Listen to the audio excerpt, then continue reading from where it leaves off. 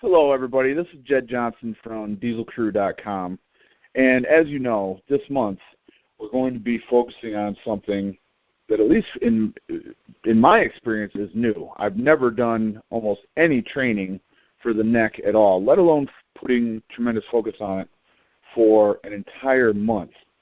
And when I got the idea to do this, there was only one guy that I even considered talking to about it, and it's Mike the Machine Bruce. And I've known this guy for a long time. We first started contacting one another way back in the early 2000s, and the dude is an absolute brute. And he holds world records in neck lifts. So when I considered doing this, I was like, man, I wonder if Mike would like to take part in this and share some of his knowledge. And thankfully he has time, and he's doing interviews again, and he's agreed to participate. So Mike, thanks so much for taking a few minutes out of your day and helping us out with some good quality information, bro. Hey, it's my pleasure. I mean, you hit on it. You know, we've communicated since, I want to say it's 2002, or if not before that. And, as you know, you were a huge inspiration to me, you and Smitty both. And so to be able to be on your show after all these years, I feel quite honored and flattered. So I'm looking forward to sharing some info, hopefully to help a lot of people, or at least open their eyes to the possibilities of what would happen if they did train their neck and the benefits. Awesome, man. Very, very, very cool. Before I forget, tell everybody that's listening some of the feats that you've done. Tell us about your record or records that you've attained and things like that, because some of this stuff is like, it's all extraordinary, and I just want to make sure that we get the details right, my man. All right. The first one that really got me on the map as far as with neck work was I did a seated neck extension with a head harness with 300 pounds attached to my head, and I got it for 3 reps. And then, of course, on the 3rd rep, the harness broke and shot me off the back of the bench, giving me a concussion. But that's really what got me out there. Of course, I was, with the help of Bud Jeffries, who was where I did that feat at in Florida. Along with that one, that has not been broken yet by anybody. I weighed 202 body weight at that time. That was in 2006 or 7. I don't really remember exactly. Then after that, I hung myself with a noose, which has been done in the past. I'm not the first to do that. I didn't do it, holding a rope behind my body. I actually hung by my neck with a noose around my neck. And then I've also, I set a record in 2011 here where I live, where we had 7 5/8 pieces of 4-foot steel bent across the front of my throat in 57 seconds. That's the 3 main ones I would say that I've really that people know me for. And I saw that one in person. I think I've got a video of that up on my YouTube channel. That was at the one that I saw. It's not necessarily your record that you speak of right there, but the one that I saw was at the Arnold Classic in front of who knows how many people. There were probably 10,000 people standing around. And I just remember the shock and the awe, the gasping that was going on in the crowd during that 60 seconds or whatever it was. Man, that was just totally shocking. So, I've witnessed this stuff in person, so it definitely is legitimate. Do I recall also that you had a horseshoe bent across your throat as well? Yeah, the first time, I've bent just about, or I have had just about everything bent across the front of my throat. Yeah. I had the privilege of having Pat Povolitis break a baseball bat across the front of my throat. Not hitting me with it, but as you saw, I get on my knees and put my hands out to my sides. I kind of look like a buff, I guess you'd say. That's what I saw, right? We did that. We did that too, yeah. And he puts the bat across my throat and puts his knee in my shoulder blades and breaks the bat across my throat. Now, yes, I did do a horseshoe. The first time that was done, there's a strongman named Chris Ryder, who I'm sure most people have probably heard of it, or if they haven't, he's really strong. You should check him out. He's the first one to ever do the horseshoe in my throat in 2008. At Dennis Rogers' strongman seminar. And then also Pat Povolitis has also done that across my throat. But the horseshoe, believe it or not, the horseshoe hurts a lot worse than the bar. But when you're out in front of a big crowd, the horseshoe does not have the same impact on a crowd as a bar, because, a bar is big, so the audience would see something big, but the horseshoe hurts a lot worse than the bar. But they all hurt, but the horseshoes, I'd rather take a bar than a horseshoe. Yeah, I can believe that, man. I bet it does hurt way more. It's got that edge on it, so it's probably digging right in there. Jeez. Wow, just incredible stuff, Mike. How did you get started in all this, man? How did you find that your neck was so strong? Well, what happened was I started amateur wrestling when I was 13. My grandfather was a pro wrestler in the 30s and 40s, and he had a big neck, but I didn't know. My grandfather passed when I was about 5, so I just have pictures of him, so I noticed his neck, but he had nothing to do with me training my neck. But I was a real skinny kid with big, gigantic ears and a weird-looking afro. And so during wrestling, I would get manhandled, and I was not the most technically gifted wrestler at all. And so one day after practice, one of the coaches had pulled me aside, and he said, "You need to start working your neck. You got a little pencil neck." And he said, "If you start working your neck, you won't get dominated as much standing up in the tie-up," which means like a clinch. If any of those people that don't know what amateur wrestling, a tie-up is collar and elbow, also known as a clinch position in some combat sports. So I started working my neck then, and I didn't have a template to go by. We didn't have a neck machine at the school or anything, so what I did was I just figured, okay, if I put a plate on my head and lay off a bench, I could do neck curls. We did a lot of bridging as a warm-up, but I did extra. So I was always at the gym. I have newspaper articles on my wall in my gym saying that I wasn't the most technical guy, but my toughness made up for my lack of technique. And so those are in newspaper clippings. So there was an old neck harness in the corner of the school. I used that, and I just decided, since I didn't really know what I was doing, what I did was I was a big boxing fan, so I copied Marvin Hagler's his training method, which was everything he did with calisthenics or anything. His bag work was all geared towards 3 minutes as a round for boxing. So that's what I did with my neck. I trained my neck for 3 minutes, the front and the rear. I did no side work at that time. And so I found in that 3-minute time span with a 5-pound plate on my head, the neck curl, I was getting close to 100 reps. So then I decided, okay, I'm going to try to maintain this. And that's how I came up with my system of doing 3 sets of 100 reps for the front and the rear of the neck. Okay, cool. That's interesting stuff. And I'm not a big follower on boxing, not for any particular reason. I just never got into it. But I hadn't heard that about Hagler with the 3-minute training, but that makes perfect sense. So that's cool. Well, if anyone doesn't know who that is, Marvin Hagler was one of the greatest middleweight boxing champions ever. Of course, people that don't follow might have heard of him against Sugar Ray Leonard, but that's who Marvin Hagler. Of course, this isn't about boxing, but if anyone doesn't know who that is, he's definitely somebody you might want to look into as far as tenacity and being a champion, that's for sure. Cool, man. Cool.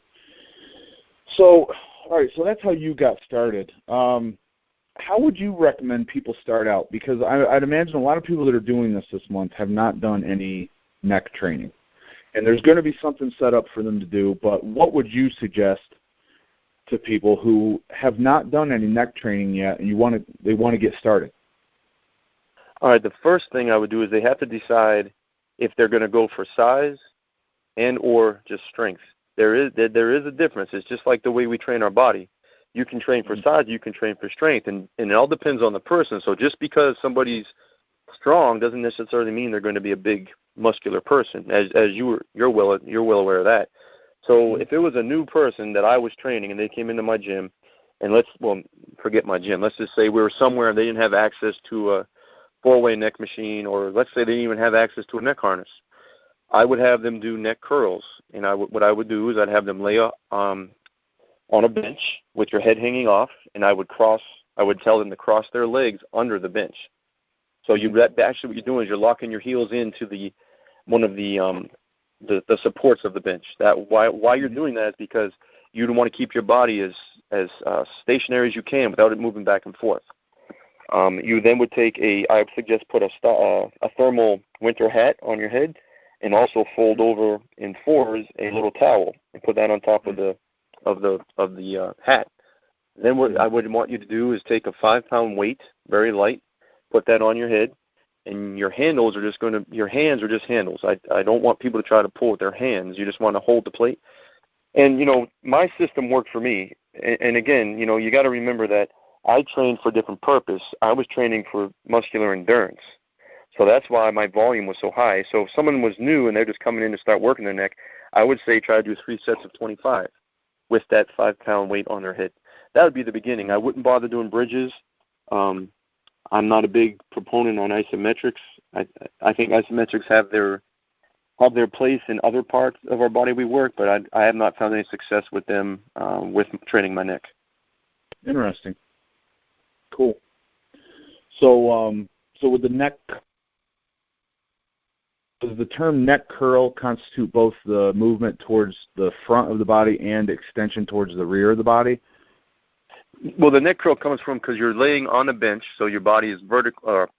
You lay down on the bench. You're not laying horizontal. You understand? You're laying vertical, so your whole body is on the bench except your legs hang off. It's like you'd be in the same position as if you're bench pressing, but you're going to slide back more so that your head is hanging off the bench. It's kind of hard to explain without a video of it, but and what you do is your head's hanging down, so now your neck is open, right? And you're going to curl so that your chin comes to your chest. So therefore we have a neck curl. So that is what I think would be the best one to start with, because a lot of people don't have head harnesses, and some gyms, I don't even think they have them, and some gyms really don't have forward neck machines anymore. It's kind of, the neck's one of the most neglected areas worked, but it's also one of the most important to be worked for many different reasons. Okay. Yeah. Awesome. Okay, so that's our beginner point. So how long would they focus on like 3 sets of 25 reps? Is that something they do? I would have them do it. I would have them do it 3 days a week, Monday, Wednesday, Friday, as an example. Because what's going to happen is the neck grows quickly, but it also, when you've never done it before, your neck's going to get really stiff. It's like as if you maybe you slept wrong. We use that as an example. And you get up and your neck's really stiff the next morning. Or if you are a combat athlete and you're just super sore and you can't really turn your head, that's what's going to happen to you. And that's called the callousing effect. That's what we call it in wrestling. And you're going to, after 2 weeks, that should pass. You shouldn't have that anymore. Now, one thing I do want to touch on is rep speed, because, I get a lot of knuckleheads out there that'll talk trash saying my pace is too fast and so on and so forth. And that kind of goes back to when I said at the beginning, if someone's going to be interested in training for strength and or size, if you're a combat athlete, whether it's wrestling or boxing, football, what have you, MMA, I believe you should train at a fast pace to duplicate what you're going to experience on the field, mat, or in the ring. Because if you're in one of those kind of sports, they're not going to gently snap your head down or push your head back. They're going to violently try to destroy you. So let's just assume that the person that's going to be practicing the program is just going for size. That's one of the reasons I have the volume high. I think doing high volume, of course, with increased caloric intake, your neck will grow, and you'll also grow strength, but over a slower period of time, but you will grow in size.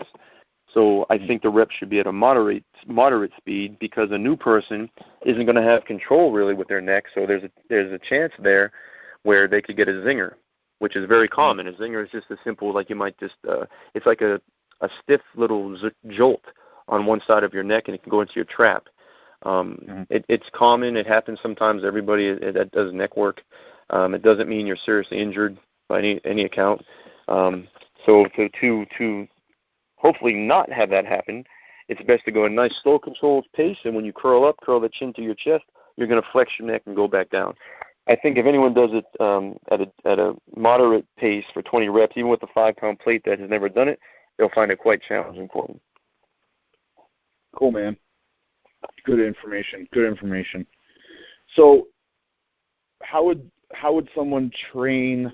How would they modify that if they were mainly interested in size, mainly interested in strength? What would the differences be? What would you suggest?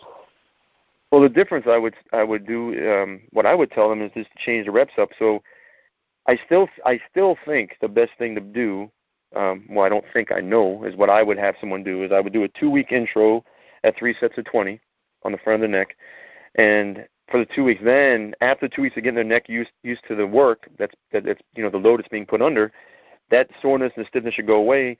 Then we would start the program, and I would have them start off with 4 sets of 12. That's it. With a, it depends on what they can do. Maybe a 10, maybe a 25-pound plate, because everybody's going to be different.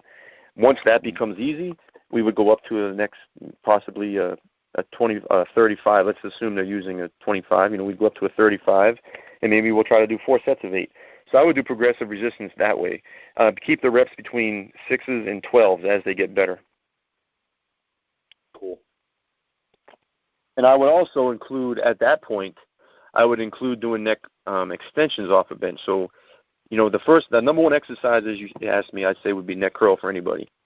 Because I just think the front of the neck looks super impressive when you build it up, and the sides of your neck right there around your esophagus get built very quickly. But then after that 2-week period, I want to include the back of the neck as well. So if they didn't have a harness or a neck flex, then what I would do is I'd have them turn around on the bench, put a plate on the back of their head, and you'd follow the same rep scheme as we've just discussed.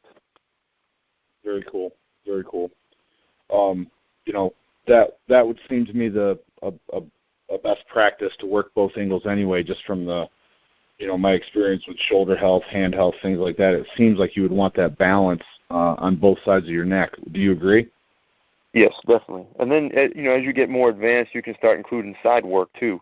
But then we're talking, you got to get, I just think at least for the first 2 months anyway, I would focus on the front and the back of the neck. I wouldn't worry too much about working the sides, because I never worked the sides.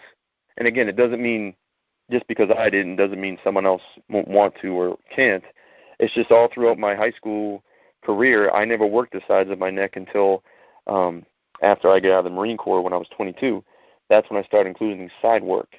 And the only reason I did that is because during high school I had such an attitude problem. I never fulfilled my potential as a wrestler.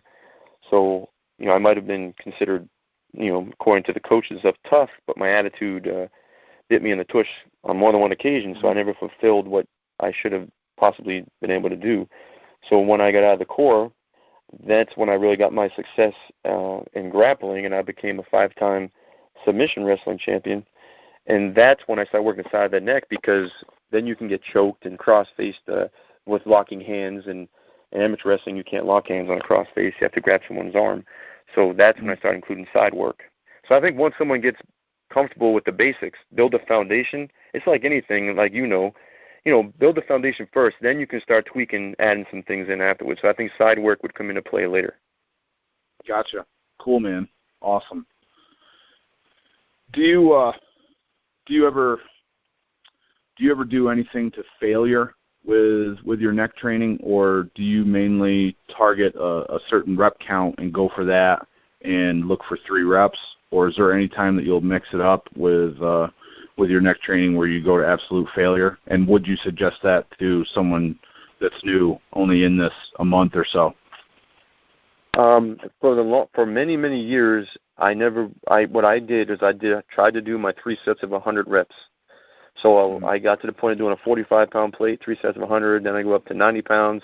I was able to do 3 sets of 100, and then I would do the back of my neck using a harness, and I would do 3 sets of 100. I got up to using very heavy weights, and then I never went to failure. What I would try to do is once I could attain the 100 reps, I would then increase the weight, and I try to get the 100 reps again. So often that 100 reps, of course, when I increased the weight, I wouldn't get that 100 reps right away. So basically I'm going to failure until I could probably reach the 100. So you got to stay disciplined. And so, you've got to have that patience to say, okay, I'm in this for a long haul. I'm not going to get this yet. But that way what you're doing is you're lessening your chance of injury because you're building up the muscular endurance in the neck. If you just go and jump, a lot of people, as you know, like especially new people, they're very impatient. Like, oh, well, I did this weight for 8 reps, I'm going to jump right away. Well, you should do like 3 or 4 sets, I think, and then it's like then progress. That way you're making sure your body has time to adapt to that weight load, and then you go up. So for a new person, no, I do not think they should go to failure at all. I wouldn't do that until I don't advise anybody until after a year of steady neck work to go to failure, because there's just too much chance. Everyone's different. You might get some prodigy out there that's just genetically gifted, or, of course, different body styles are going to play a role too. So if you get a real tiny little skinny guy with a stack of diamonds for necks like I had, You don't want to do that with them. Now, if you get a big, heavier person that actually needs a cut weight, well, they're going to have more fat there. That's going to protect their neck a little more, too. So it really depends on the person. You got to be careful. I would go nice, moderate pace. I wouldn't worry about going to failure. Cool, man. Awesome. What are some of the – you know a lot more about this than I do, man. I know you've mentioned head harnesses and four-way neck machines. And then you also mentioned the neck flex. If someone was looking to maybe get some equipment to work on their neck, maybe they really enjoy this. Maybe they think they have, a pretty strong neck. They want to see what they're able to do. What is some of the equipment that's out there that you've tested that is a good purchase, a good investment? Okay, well, I've broken many a neck harness. And I don't mean that arrogantly. It's just truth. When you get to start handling some real heavy weights, it's there's a lot of crappy harnesses on the market. So there's two. If you want to get a neck harness with a chain, because the neck flex is completely different than anything else on the market. So we can get into that if you want later on. But I want to cover the first basics, because most new beginners could probably get an okay harness that won't break until you start to handle, 45-pound plate or so. So the number two harnesses for using weights, meaning iron weights in the gym. The number one harness I think that is the best would be the Spud Inc. harness. It's I had a yellow one, has a chain. It never broke. It was pretty comfortable on my head. And then you can do your rear of your neck, and you can go as heavy as you can handle, and it won't break. Mm-hmm. Second one, which is more expensive, I think the Spud Inc. was like $40. Don't hold me to that. I don't remember. It's been a long time ago. Second one is about $80, and it's made by Iron Mind, and I have no affiliation with either one of those companies. I'm just telling you where you can get it if you want to. I have no ties with them. It's called the Yukon Hercules head strap. That one was very comfortable on my head, especially considering that I'm bald, so it didn't have many problems with that slipping off. A lot of times your harness will slip off your head if you don't have a lot of a good cushion of hair, so I'd always use the winter hat. Now the Yukon harness, it's good. It comes with it doesn't have a chain. Mine had a loading pin, but it's got like two long straps, and it's got like this metal piece at the bottom that goes to a loading pin. It was very comfortable. I would suggest one of those, but that's like $80. Now, if you want to get to some, normal basic harness, you could get one out of any one of the MMA catalogs or boxing catalogs, something like that. You could probably get one cheap at Walmart, if you're going to use some really beginner weights. The problem with the normal neck harness is that I found is you can only work the back of your neck.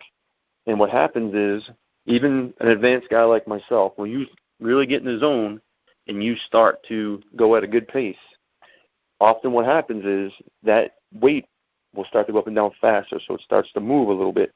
And then the chain will buck. And then, again, that bucking, where it starts to hitch a little, that can cause you a zinger in your neck. So you've got to be really careful with that, with your controlling of the weight. And that's where the neck flex comes into play. Let me stop before I get into the neck flex. If you belong to a gym or a high school and you happen to have a four-way neck machine, a hammer strength, not a plate loaded, not a universal, but one you actually put plates on it, then that one, I prefer that over regular head harnesses, because you can work the front, the rear, and the sides. Gotcha. And you can, that thing can handle, I think mine handles like 5 45-pound plates. So, but the problem with that is I wouldn't go try to buy one because they're about $800 to $1,000. But if you have one accessible to you, I would suggest that you use one. Right. Now, you say that some of those you can actually put weights on. I've only ever seen them where they were like attached to like a flywheel, and then they were like selectorized weights. No. The hammer strength has. I have one in my gym still because I've done this since I was 13. I'm almost 42, so I still like doing the basic. But to shock my body, I've got to switch it up. So sometimes I'll use my 4-way, but I have a 4-way hammer strength that's plate loaded. That's so cool. It takes 45s, 25s, whatever you want to put on that thing, 100-pound weight if you had one, boom, and it's that's nice. The thing I like about the hammer strength or the 4-way hammer is that it's a very smooth and fluid motion throughout the movement. Again, when you do anything with a chain and a weight, that it's not. It can be smooth for a little while, and then it gets a little crazy. It gets a little wild and gets away from you a little bit. Right, and, right. That's interesting. I've never seen. I've never seen one of those hammer strength, but I've never. I would imagine they're probably at gyms where they're doing a little bit more specialized training for football, for MMA, boxing, things like that. And I haven't really ever trained at a gym like that. So the only thing that I've ever seen was there was a machine at the weight room in my high school that was attached to. I don't want to say it was a universal piece of equipment, but it was selectorized. So you pull the pin out and then you'd move it down or you'd move it up. But I never knew how to use it properly, so I never even used it. So that's cool that they make a different one. I'll just keep my eyes open when I'm at like football gyms and stuff like that. Maybe I'll see one just so I know what it looks like and how it feels and stuff. Yeah, it's if you have access to one, it's really good. Our gym back in where I'm from in Massachusetts, the gym I grew up in, we didn't have one either. And then when I went back to visit the new gym, they closed down the old one and built a new one. They had one. I'm not into the selectorized thing with the pins because I don't think the carryover is good to real world. I mean, if you're going to use it to build size, I think you could. I never really experimented with them because I didn't like it. I think using a head harness or with a plate is much more beneficial. But what I mean by carryover is, as you know, machines have their place. Don't get me wrong, especially for injury rehab. But the carryover to a wrestler or I never played football, but a football player, I don't think it would carry over at all to help somebody on the field or on the mat. Gotcha. Do you want to go into why I think the neck flex is best, or do you want to cover that next, or what do you want? Yeah, man, that sounds great. Where do you want to go with that, boss? You're the boss. So. Dude, you hit. I don't know of any other devices that are out there aside from machines, harnesses, and I know that you've talked about the neck flex in the past. I believe I saw it on one of your YouTube videos a few years back.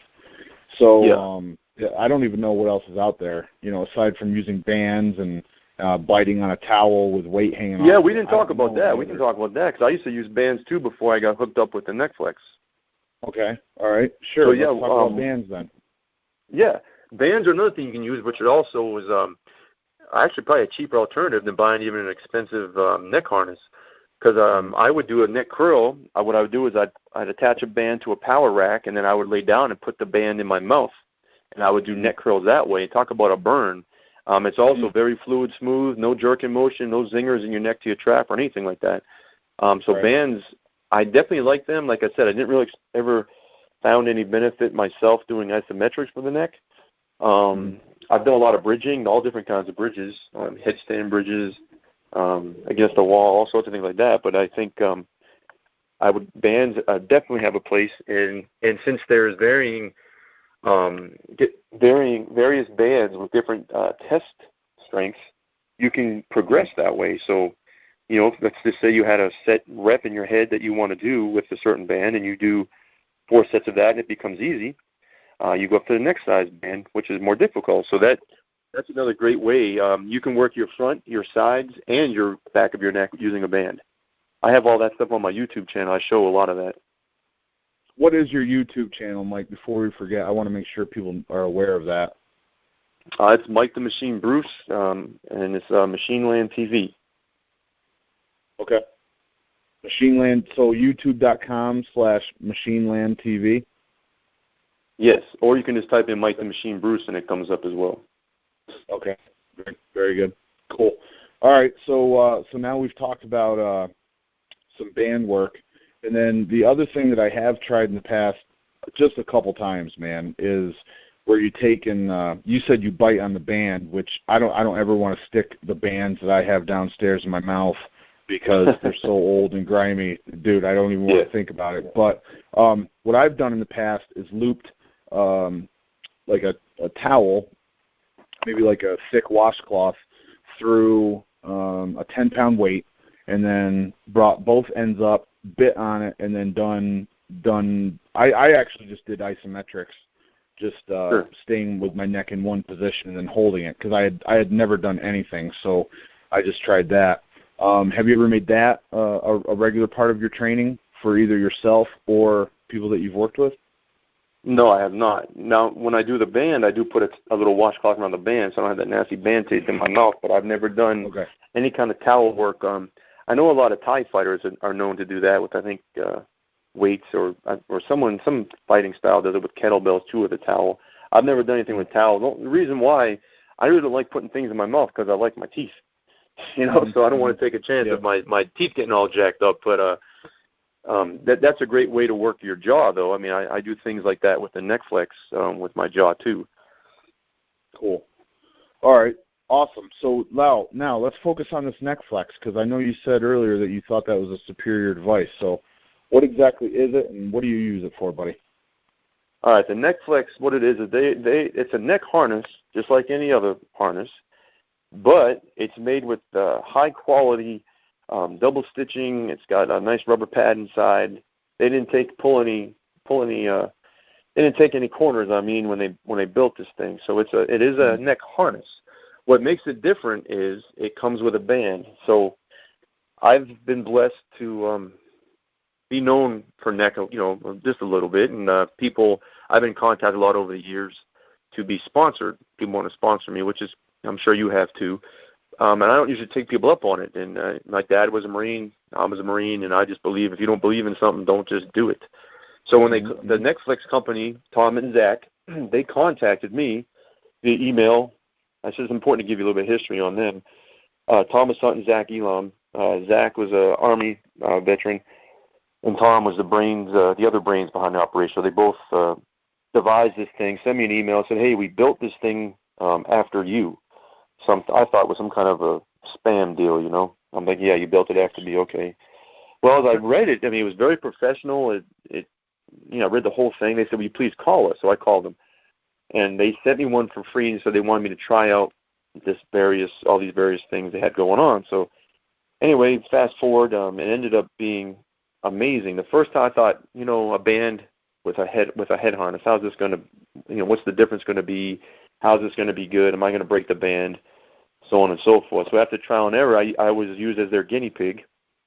And to me, it is the best harness on the market, and it's revolutionary because it gives us the ability to work our neck in not only the three ranges of motion, being the front, the rear, and the sides, but it also gives us the ability to work rotation with our neck, which no other harness does that. A four-way neck machine doesn't do it. No other head harness does it. And it's pretty, the band is, they came out with three. The first band they had was a red one, kind of like a bungee band. I never broke it, but over time it would wear and kind of fray a little. You have some clowns out there saying, oh, the band broke and all this trash, but they probably didn't follow the proper way of using it. They just want to be rude and try to get free money or something. Right. So what the owners, now again, I'm sponsored by them because I believe in it, but I have nothing to do with the making of it, the shipping. You can't order it through me or none of that kind of stuff. I want to make that perfectly clear. Right. They came out with three. They sent me a sample. I had three different bands. The test strength of the first band was 14 pounds. The second one was 19. And then this third band was this big, huge orange, thick thing. Looks like a garden hose, but it's orange. And it's like 30 or 40 pounds of strength. So I couldn't even move it. So based off me, trial and error, and then off of their decision, they decided to ship the Netflix with one band, being the 19 pounds of test strength. The reason they did that was because it gives everybody from the beginner to the intermediate to the advanced athlete or just regular person working your neck the ability to work it on all four planes, and it can work for everybody. The band is it's made by a company called Body Elastics. It comes with two carabiners attached to it. I've never broke it, and the exercises are pretty much endless. It all depends on the user's imagination. I've come up with a bunch of different ones that are on my YouTube channel, as well as the owners of the company have also come up with some pretty interesting things. But I'm sure there's other exercises I haven't thought of. It just depends on the person. Right. Very cool. I think, that's something that I've thought about picking up in the past, and I'm considering it. I'm gonna watch your videos and see what you can do with it, because I like having options like that around, to train with, both for myself and for people that I train. So we do neck work. I do neck work with my wrestlers, but definitely going to be revamping it after talking with you today. It's well, here's another benefit of it too. I'm sorry, I didn't mean to cut you off. I apologize about that. No problem. I just want to. While I'm thinking of, I want to make sure I don't miss anything.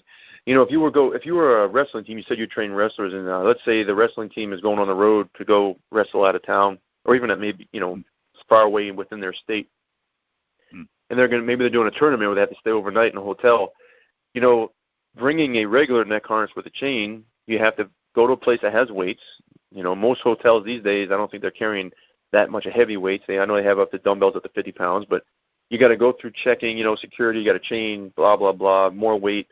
The neck flex folds up, and you can fold the thing up, you can put it in your shower bag, okay? Mm-hmm. So you just wrap the band up, fold it up, boom, good to go. And you don't need any weight. So you could take it on vacation if you don't want to just relax and chill out, you want to work your neck. It comes with 2 anchors, which I do not advise. If anybody decides to get one, I do not advise you taking the anchors and go on vacation and stick the anchors in the wall of a hotel. I've got no ties to you if you do something foolish like that. Yeah. But you don't need to use the anchors. All it takes is, let's say you got your wrestling team, you're on the road, you're going to do a light little warm-up the night before to get nice and loose before chow.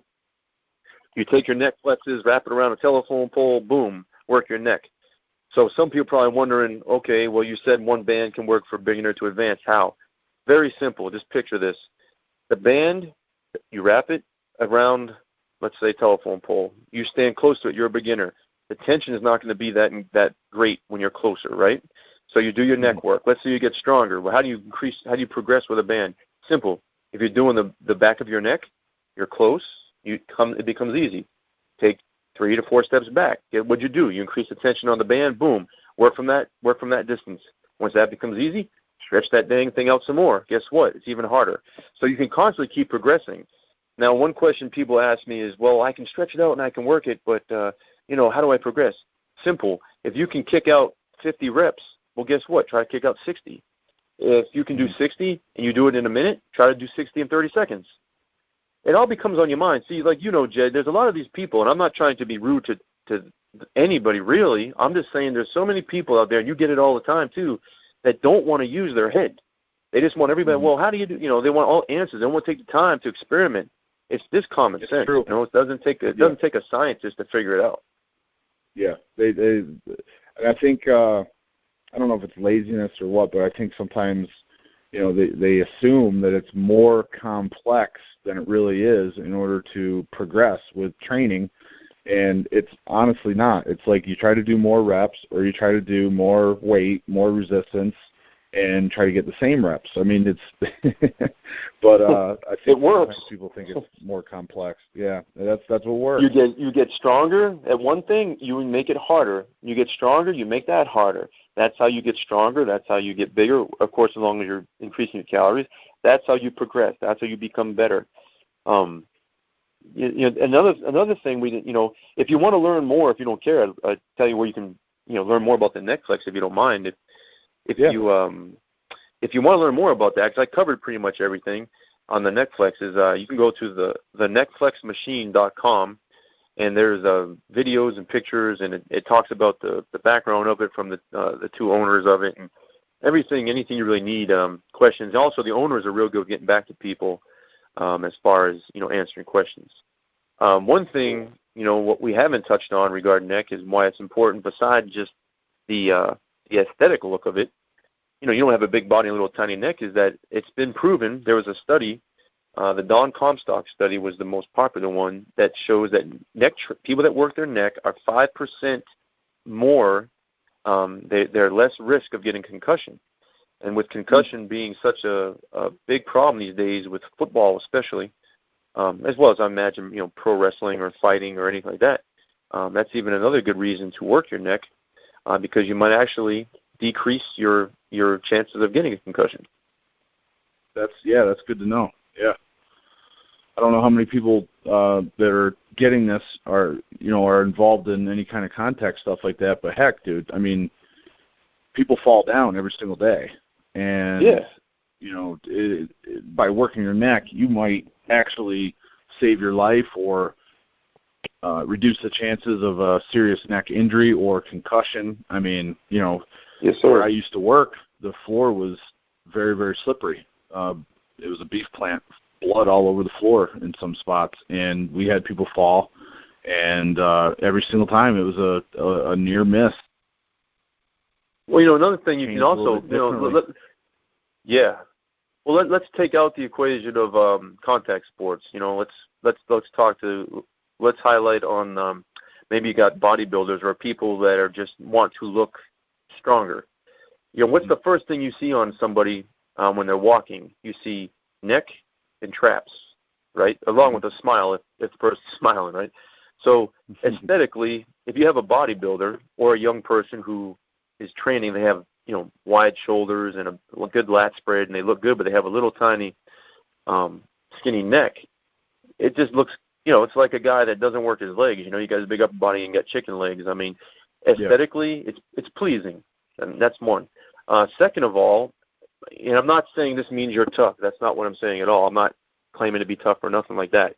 But if you have a strong, thick, big neck like a tree trunk, oftentimes it can be a deterrent against some scumbag that might want to, rob you or start trouble with you. Because if you notice, most of these people that are punks like that prey on others, they prey on weak people, not someone of a strong stature. So if you work out and you got a good physique and you have a strong neck, you're only going to improve your chances of not having to have an altercation with some idiot. Right. It's true. Make yourself not look like a target so that you're not targeted. That's a great point. Yeah, I think it's... I'm taking notes. I'm taking notes while you're talking, man, because this is good stuff. This is all stuff that I wasn't thinking about. One thing that we didn't talk about, Mike, that I have heard before is, what about manual resistance? Have you ever done anything like that with people? Maybe in situations where they don't have weights to use and don't have any of this other equipment that we've talked about. Just have a partner pressing against their head. The only manual resistance I ever did was during wrestling season. I never, I always had a way to work my neck because I could always find, again, during high school, there's always weights. So the only manual resistance we ever did was during wrestling training. I think it's good. You can use a towel, and you can do you work your neck in all three ranges of motion. I didn't do that a lot, so I can't really speak on that. I just did it as part of the wrestling practice along with bridging. So I don't really contribute any of my neck strength to that, but I do think if someone didn't have any way of training and maybe they're two buddies working in a garage and they have no weights or no head harness, then yes, I think manual resistance would be good because you can pull on a guy's forehead while he pushes down. You can push on his head. You can push from the side. You can actually face opposite direction, have him on all fours, and you sit your rear end on the back of his head and lock your feet into his inner thighs. You do sit-ups while he lifts you up with his head and resists. All of that is all that's pretty advanced, good. Right? Yeah, that's an advanced move. But I think again, your sets and rep protocol would be the same as what we covered earlier, depending on the person. Cool. And then it's funny, dude. You just gave me a flashback to like elementary school because you were talking about grabbing someone's head and pulling back. We used to call that a bald eagle. Yeah. Come up from behind someone and like grab their forehead and pull their hair right back. We used to call that a bald eagle, man. That could be like eagle, make the Iron Sheik proud, right? Be like the camel clutch. Yeah. I know you're a big pro wrestling fan, so. Oh yeah, jeez, yeah, man. My daughter too. She loves it. Pull their head back and make them humble. Yeah. Mike, what are some things that people do that they should avoid? What's something that's dangerous that they should not be getting in the habit of doing, or anything like that? Something dangerous. One thing I wouldn't do is there's different ways of doing bridges. Now I've got some advanced versions that I'm going to talk about. I don't think people should try. If you didn't grow up bridging, if you weren't in wrestling or football and didn't do a lot of bridges, I wouldn't try to bridge at an older age or even a beginner unless again you're a wrestler. I kind of steer clear of the bridging. I think bridging is great. There's a big, debate on whether it is or it isn't. Does it hurt your back? I never had any problems. All these years, 27, 28 years of training I've been doing, I've never hurt my neck training my neck. But one bridging exercise I would not try to do, because I think you have to be, well, I don't think I know, you have to be very advanced to try it, is to get in a headstand with your feet against the wall like you're going to do a handstand push-up, but instead you do bridges back and forth. You'll see a lot of top wrestlers doing that. I don't think anybody should try that because you got so much weight bearing down on your head. I would just be concerned that a new person could take a chance of hurting a disc in their neck. I put the video up of me doing it back in the day just because at the time I was taking a break from my normal. I wasn't with NeckFlex yet, and I was taking a break from doing all the plate work, and I wanted to try it out because I felt if I'm gonna, try to bring the neck to the mainstream, the least I can do is try everything so I can speak on it. Say like I told you, I didn't do a lot of manual resistance, so I can't really speak on that. Yeah. I liked that headstand neck bridging, but I think it's definitely poses a risk for a new. I think it's definitely an advanced exercise. I'd stay clear of that. Right. Yeah. It seems like it's something that's way too advanced for most of the people that I think will be jumping into this new product. So I echo that too. I mean, some things are just far too advanced for new people. They run the risk of getting injured. I figured there were things like that you could point out. But you know how it is, man. Some people, the information that people get, a lot of times it's handed down over generation and generation and generation from in these weight rooms. And let's face it, some of it. So is there anything else there that you can point out to that might be dangerous that people might be, tempted to try? Yeah, I would be real careful with your rep speed because, the reason I'm highlighting that is because, I get all sorts of negative comments about my rep speed, and I'm not out there saying, hey, you need to train fast like me. We covered this at the beginning. I trained with a purpose. I had a purpose of why I was training that way, and it worked for me. It doesn't mean that that's going to work for everybody. So if you're new, I really think it'd be best for you to train at a moderate speed because you don't want to hurt yourself or tweak your neck. It comes.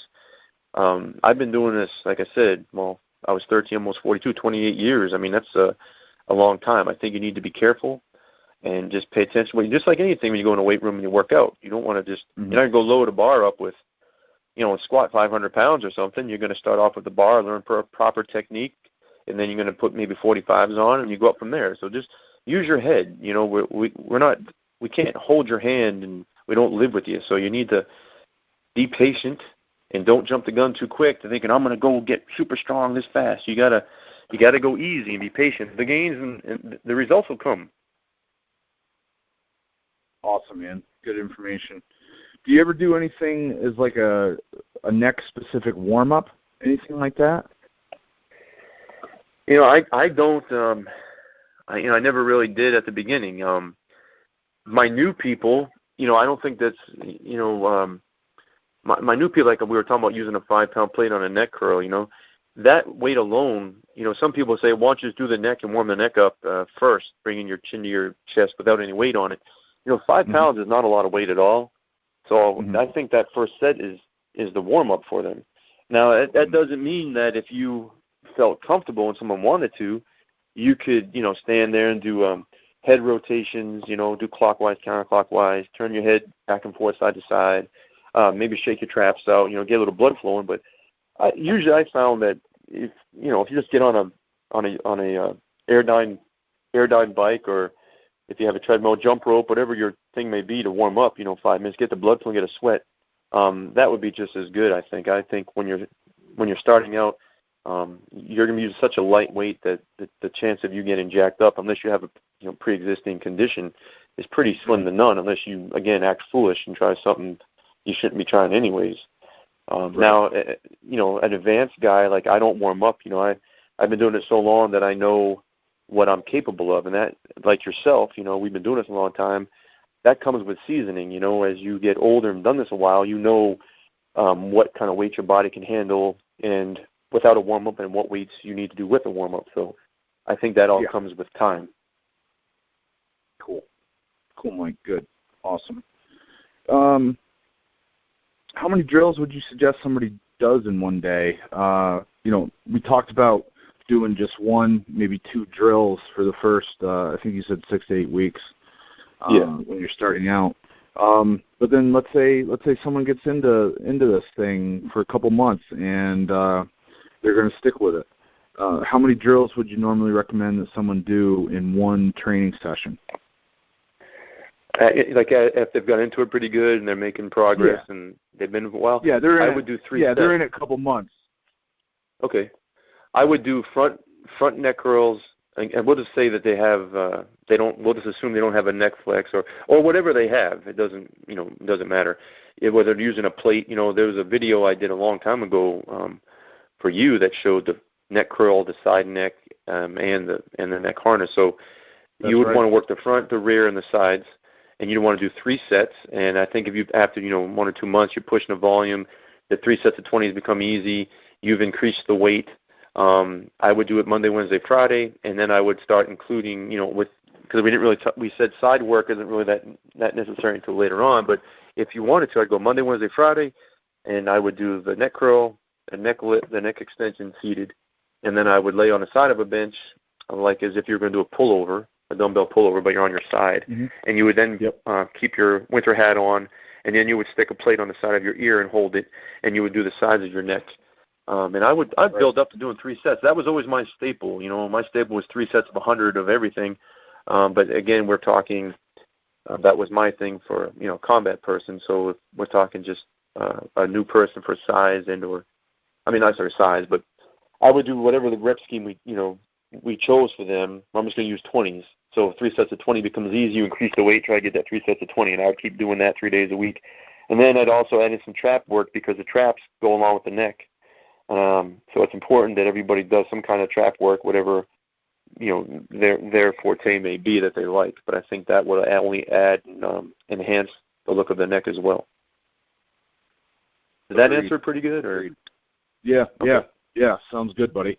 And then the last thing I wanted to ask you, and I don't know if I stuck this on the list of questions that I had sent over, but do you recommend any kind of stretching of the neck, like when you're done training, in order to promote recovery or anything along those lines? No, actually, I don't. There's two different reasons why. Number one, when you're working your neck, if you're doing a full range of motion, you're stretching the neck while it's under load anyway. That's truth, but that's my opinion.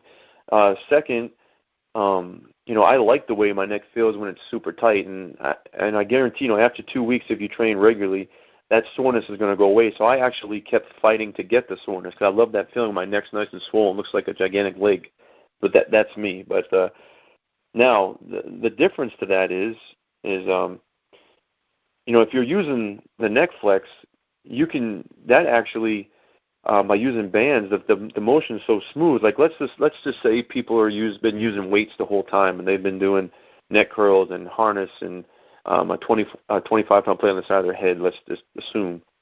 And they get away from that for a while. I'm like, I'm going to try this neck flex thing.